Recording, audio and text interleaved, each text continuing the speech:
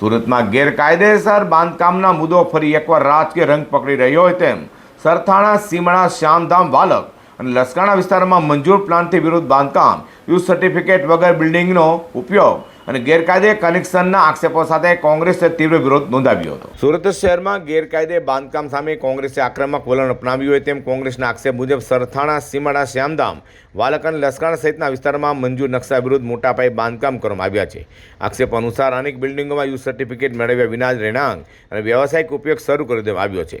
એટલું નહીં, ગેરકાયદે રીતે પાણી, ગટર અને વીજળીના કનેક્શન પણ આપવામાં આવ્યું હોવાનો દાવો કરવામાં આવ્યો છે।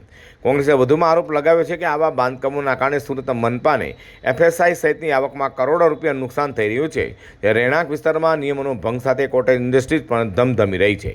કોંગ્રેસે તમામ ગેરકાયદે બાંધકામને તાત્કાલિક તોડી પાડવાની, યુઝ સર્ટિફિકેટ વગરના બિલ્ડિંગોને સીલ કરવાની અને ગેરકાયદે પાણી, ગટર તથા વીજળીના કનેક્શન કાપવાની માંગ ઉઠાવી છે।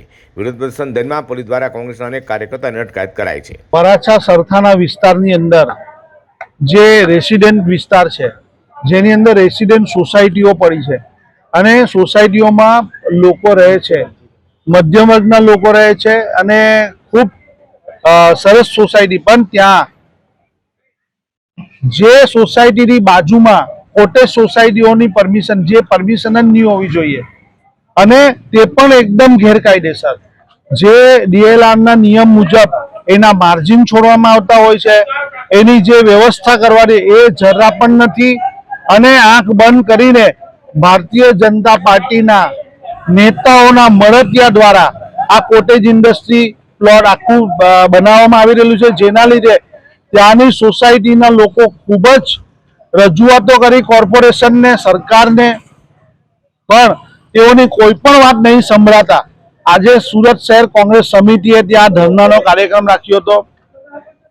અમારા આગેવાન જ્યોતિબેન, સુચિત્રા, હંસાબેન, ચંદુભાઈ અને તમામ આગેવાનો ત્યાંના જે સોસાયટીઓના પ્રમુખો, સેક્રેટરીઓની સાથે ત્યાં ધરણા પર બેસવાના હતા, ત્યારે પોલીસ દ્વારા તાત્કાલિક તેમને અટકાયત કરી દેવામાં આવી, ડિટેન કરી દેવામાં આવ્યા અને તે લસકાણા અને સરથાણા પોલીસ સ્ટેશનની હદ હતી, પણ તેઓને અહીંયા અશ્વની કુમાર પોલીસ સ્ટેશન લઈ આવવામાં આવ્યા। તો આ એક લોકતંત્રની અંદર જો સાચો વિરોધ કરવો હોય તો પણ નહીં વિરોધ કરવા દેવાનો, સાચી વાત કરવી હોય, સાચી રજૂઆત કરવી હોય, લખાણમાં કરવું હોય તો પણ નહીં કરવાનું અને બધાને ભેગા થઈને મિટિંગ કરવી હોય, ધરણા કરવી હોય તો પણ નહીં કરવા દેવાનું। આ કેવી લોકશાહી છે? સુરત શહેર કોંગ્રેસ દ્વારા ગેરકાયદે બાંધકામો લઈને કરેલા વિરોધ બાદ હવે આ મુદ્દે સુરત મનપા અને પ્રશાસન શું કાર્યવાહી કરે છે તેના પર સૌની નજર મંડરાઈ છે।